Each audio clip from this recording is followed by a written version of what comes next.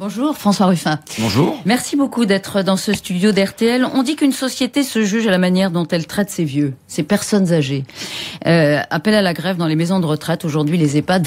Vous allez, l'été dernier, sauf erreur, rencontrer des personnels dans le Jura, près de Dole, dans un EHPAD précisément. Qu'est-ce qui vous avait frappé ? Moi, je suis très sensible déjà parce que j'ai mon assistante parlementaire qui est elle-même aide-soignante. Donc, elle m'avait, pendant la campagne, bien signalé qu'elle avait 2 étages, à s'occuper de 2 étages, de 80 personnes, qu'il y avait des gens qui pouvaient sonner pendant très longtemps sans qu'elle vienne les secourir. Et elle avait le sentiment de, maintenant, un terme qui s'est répandu, qui est la maltraitance institutionnelle. C'est-à-dire de maltraiter les gens, non pas parce que elle veut leur faire du mal, mais parce que la situation est tellement catastrophique que de toute façon, en effet, pour tout ce qui est des besoins, de l'alimentation, des choses de la toilette, donc des choses de base. C'est un terme que vous reprenez, maltraitance institutionnelle, ça veut dire qu'on institutionnalise, qu'on organise la maltraitance. Ça ne veut pas dire que ça soit volontaire, mais les réductions de budget et ainsi de suite font que, moi je l'ai observé par ailleurs en psychiatrie, sur lequel j'ai beaucoup bossé, mais même dans les hôpitaux normaux, j'ai eu des anecdotes qui me reviennent à des vacances de Noël d'une amie qui a mis sa mère dans le service de gériatrie parce qu'elle était tombée de l'hôpital d'Amiens, et les soignantes, on l'ont accueilli en lui disant, écoutez, vous savez, vous êtes 30 pour 3 personnes, donc on ne pourra pas s'occuper correctement de vous. Voilà l'accueil. Et derrière, cette promesse a été tenue. Elle-même, les infirmières ont pleuré.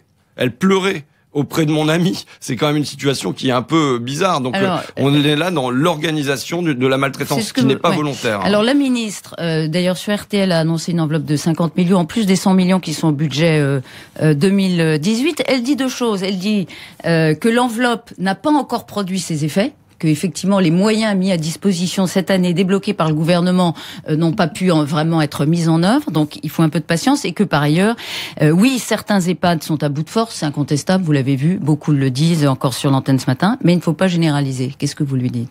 D'abord, est-ce que c'est une question de moyens ? Est-ce qu'avec 150 millions, on peut améliorer le taux d'encadrement ? Parce que c'est ça l'enjeu, non ? Je crois que l'enjeu ne se chiffre pas en millions, mais en milliards. Quand on a affaire à une transformation, c'est une transformation démographique de la société. Et ensuite, il faut se poser des questions sur quels sont les modes d'accueil des personnes âgées. Mais enfin, là, il y a un côté... Ça veut dire quoi ? La maison de retraite, c'est la seule réponse aujourd'hui ? C'est peut-être pas la seule, il faut réfléchir D'abord, c'est pas la seule, puisqu'on sait que pour l'instant, il y a l'objectif de garder les gens un maximum de temps chez eux, via l'aide à domicile, et on pourrait s'interroger sur la manière dont sont traités aussi les soignants qui s'occupent des gens à domicile. Soigner les soignants. Voilà.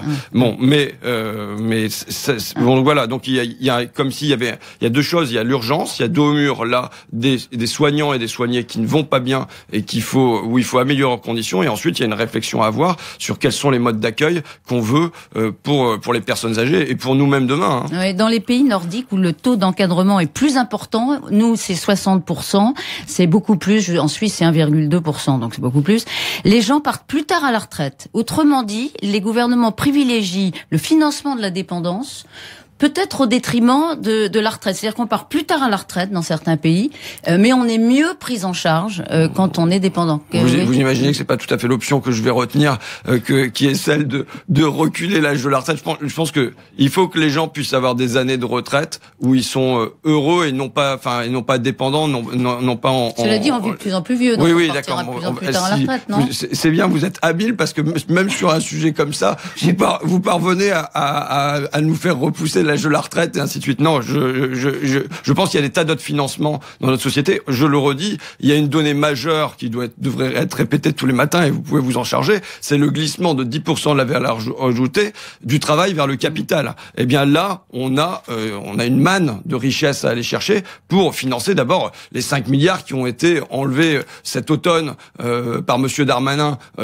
concernant l'impôt sur la fortune pour les actionnaires. Vous récupérez ces 5 milliards-là et vous êtes déjà dans un ordre de grandeur qui n'a rien à voir avec les 150 millions dont vous me parlez au début. Parce que quand le gouvernement fait des efforts pour les gens normaux ou pour les pauvres, ça se chiffre en millions, en dizaines de millions ou en centaines de millions. Mais quand il se fait des efforts pour les riches, ça se chiffre en milliards ou en dizaines de milliards. Il existe et vous dites qu'il est là et que c'est un problème de transfert, c'est un problème d'arbitrage et c'est pas un problème de moyens en tant que tel.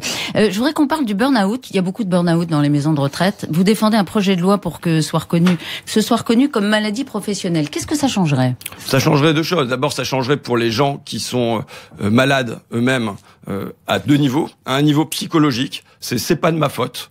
Mais c'est bien le travail qui a produit ça sur moi. Donc on est sûr de ça? On est sûr que le burn-out, c'est toujours lié à des causes professionnelles? Ah ben non, c'est pas lié, mais c'est pas toujours lié. Mais comme la lombalgie est dans le tableau des maladies professionnelles, et la lombalgie, elle peut être due au fait que vous soulevez des charges trop lourdes, ou elle peut être due au fait que vous jouiez au tennis le dimanche. Donc voilà. Eh bien, il en est de même pour le burn-out. En général, le burn-out n'est pas une maladie. Attention. Hein. Mais par contre, le burn-out engendre des troubles psychiques qui sont connus. C'est le stress post-traumatique, c'est la dépression lourde, c'est l'anxiété généralisée. Donc voilà, ce sont ces maladies-là, ces troubles psychiques-là, qui peuvent être reconnus comme maladies professionnelles. Et là, on a, par exemple, le témoignage du professeur Patrick Ligeron qui a rendu un rapport pour l'Académie nationale de médecine, qui, lui, est très ferme. D'abord, qui estime qu'aujourd'hui, les chiffres de reconnaissance sont complètement dérisoires. En fait, ce qu'il faut voir, c'est qu'on a un paradoxe. Qu'est-ce que ça aurait comme effet sur l'employeur? Et l'autre effet, mais en effet, c'est sur l'employeur. C'est-à-dire que c'est lui qui prendra en charge. Ce serait pas comme l'accident du travail, maladie professionnelle. Et du coup, moi, je crois que la sanction a un rôle de prévention. Aujourd'hui, l'employeur ne paye pas. Donc, c'est la Sécu, c'est nous. Voilà, c'est nous qui payons. C'est nous qui payons. Quand chez Lidl, on nous dit qu'on fabrique des chômeurs longue durée en série, moi, c'est par là que c'est parti, par un copain qui était directeur d'un Lidl et qui, avec sa chef de caisse et tout ça, tout le monde est tombé en maladie parce que c'était une stratégie managériale. Ça n'est pas une défaillance. On fait partir les anciens parce qu'on change de politique et on fait partir les anciens. Tout le monde se retrouve en dépression. Et là, c'est nous qui payons. C'est nous qui payons alors qu'il y a des dégâts qui sont produits sur des humains. Eh bien, si on le replace en accident du travail ou en maladie professionnelle, c'est l'employeur qui paye à 97%. Agnès Buzyn, Agnès Buzyn, pas seulement. Au Parlement, votre proposition a été rejetée en commission. Vous la défendrez néanmoins jeudi, oui, tout à fait, dans l'hémicycle. Et le gouvernement vous dit, ou les parlementaires En Marche vous disent, de toute façon, on va s'en préoccuper. Vous leur faites confiance? Non, pas du tout. On a un texte en gestation. Pas du tout. D'abord, même tout en étant un jeune parlementaire, ça fait 8 mois que j'ai l'expérience que chaque fois qu'on sort un sujet de sa boîte, on nous répond non, il y a une mission qui travaille dessus. Toutes les propositions de loi de la France Insoumise sont retoquées. Mais pas seulement la France Insoumise, de partout. Les Républicains ont fait une proposition sur l'agriculture. La réponse a été il y a une mission. Il y a toujours une mission. Il y a des états généraux. Il y a toujours quelque chose. Donc de toute façon, ils ont toujours un moyen de vous dire. Et c'est pas vrai.